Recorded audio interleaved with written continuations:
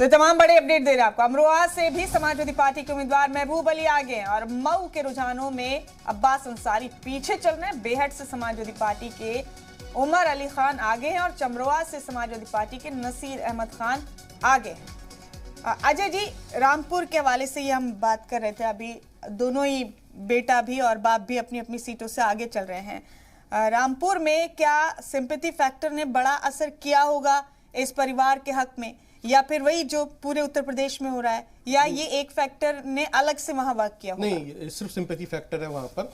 जिस तरह से ये हमने शुरू में भी कहा था आपसे जब चर्चा हो रही थी कि रामपुर के अंदर जो आजम खां फैमिली है उसको सिंपैथी का फायदा मिलेगा, जिसकी वजह से एक जो लहर पैदा हुई जो हम आज देख रहे हैं कि दोनों पिता पुत्र जो है अपनी सीट पर बढ़त बनाए हुए हैं।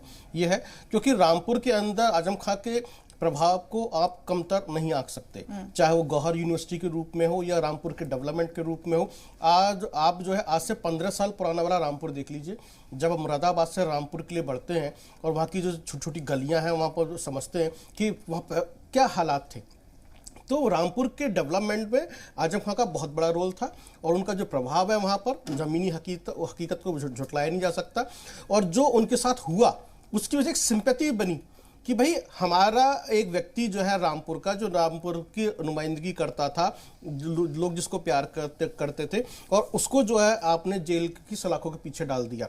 यानी कि उसको एक राजनीतिक साजिश के रूप में देखा गया और राजनीतिक साजिश की वजह से आज स्थिति यहाँ तक पहुंची है कि आज दोनों पिता पुत्र जो है बढ़त बनाए हुए हैं। सिर्फ इसके अलावा कोई भी फैक्टर नहीं है कि हम ये समझें कि भाई उत्तर प्रदेश में कोई लहर थी या मुसलमानों ने एक तरफा वोट डाला जिसकी वजह से रामपुर में भी वो असर दिखाई दिया है। तो ऐसा नहीं है, सिर्फ और सिर्फ यही एक रीजन है, इसके अलावा कुछ भी नहीं है।